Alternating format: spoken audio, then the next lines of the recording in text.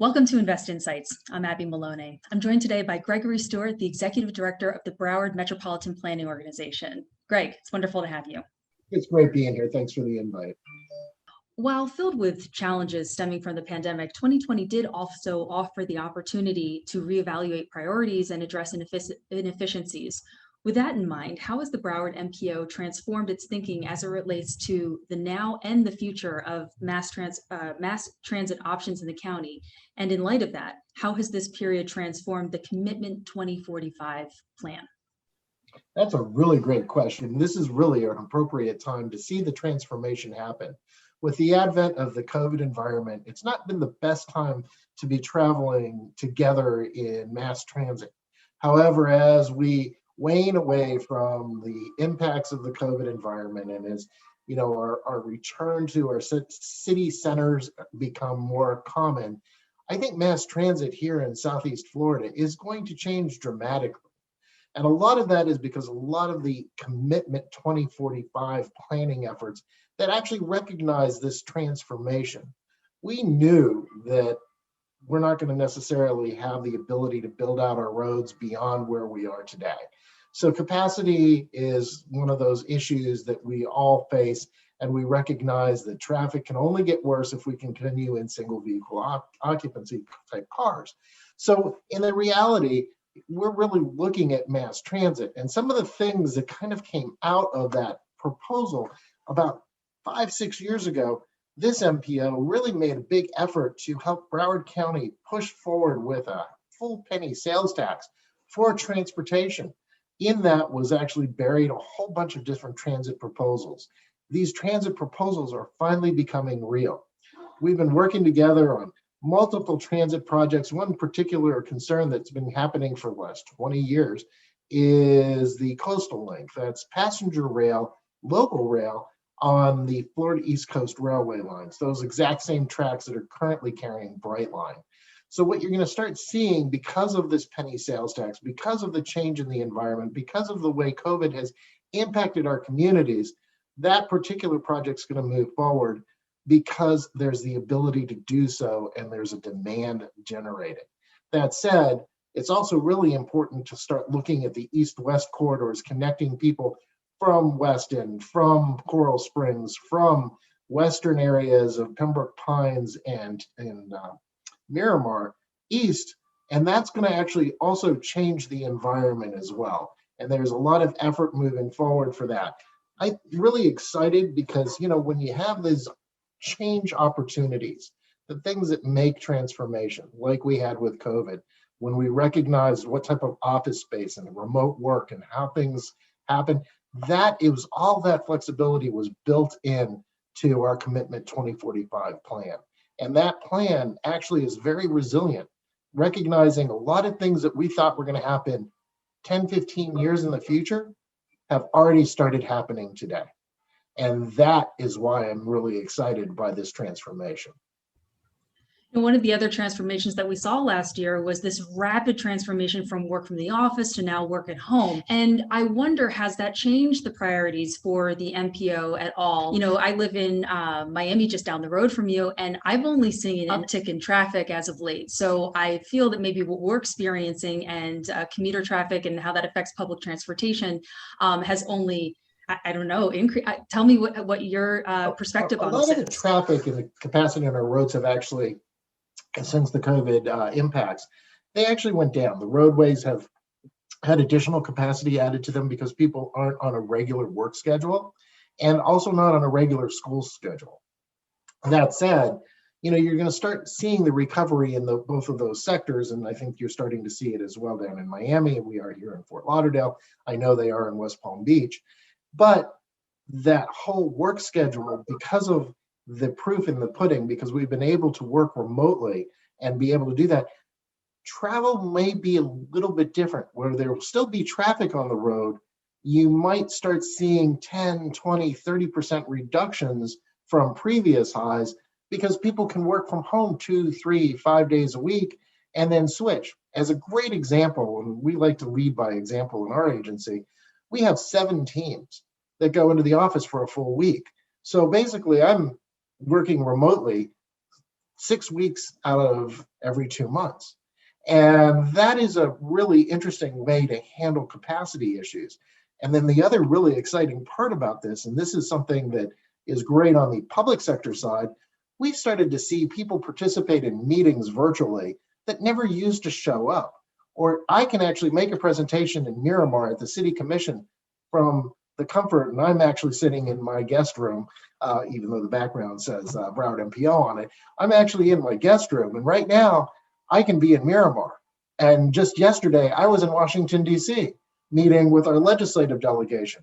Instead of me getting on a plane, flying up there, staying in a hotel, moving back and forth, this entire environment has proven this change. So what does that mean for our traffic? That means that we're going to see reductions, but I think they're going to be more targeted reductions.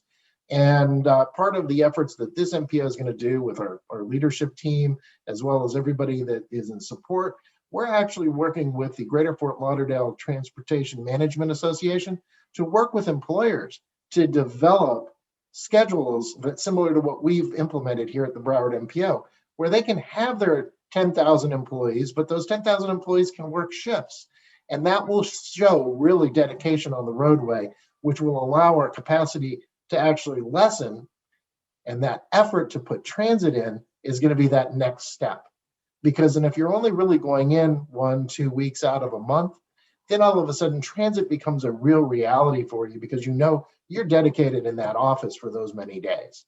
And so it's a lot easier to schedule a transit trip for a 2-week period or a 1-week period, and knowing that if there is an emergency, you have an alternative schedule done. So let's say your kid needs to be picked up from school, you need to take your mom to the doctor, what weeks you can schedule those.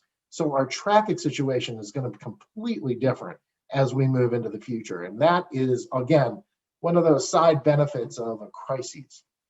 When we spoke with you for our Invest Greater Fort Lauderdale report, you discussed the significant impact of the Coastal Link Commuter Rail will have on South Florida. How do you believe the Coastal Commuter Rail will permanently change and transportation and transit-oriented development in South Florida for the long term? That is one of the most dynamic projects, and it's one of those you learn from the past.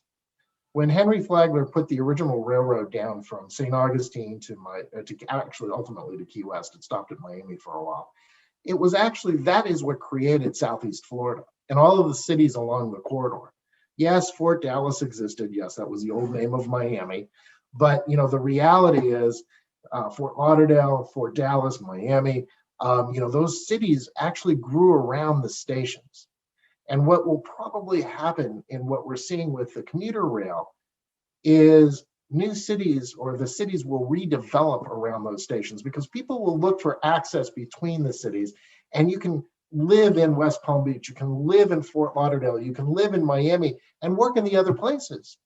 And all of a sudden that becomes a very different challenge for moving people. And, Brightline has proven a few things with their short stint. And once they get back into reoperation at the end of this year, you're going to start seeing even more development occurring around their station locations. You've already seen an increase in property values around those stations and some development, but there's going to be even more development as we see. You look at downtown Fort Lauderdale as an example. 20 years ago, there was a proposed downtown campus project that was actually where the terminal is for Broward County Transit. That is actually finally moving forward, one, because of the connection to Tri-Rail or to Brightline. That connection by itself actually is going to create a dynamic for government on that side to allow for connectivity. The trick is going to be tying those ancillary buildings and so forth to the Tri-Rail or to the, Brightline facility. You can tell I'm thinking Tri-Rail Coastal Line, but basically those facilities need to be all tied together. And that's why that dynamic is so important. It's going to impact our business community. It's going to impact our real estate community, our construction community. Things are going to change really dramatically from that because it used to take me, and I have relatives in Miami and a lot of places in Miami. We used to go down there and visit with them, after work or on the weekends.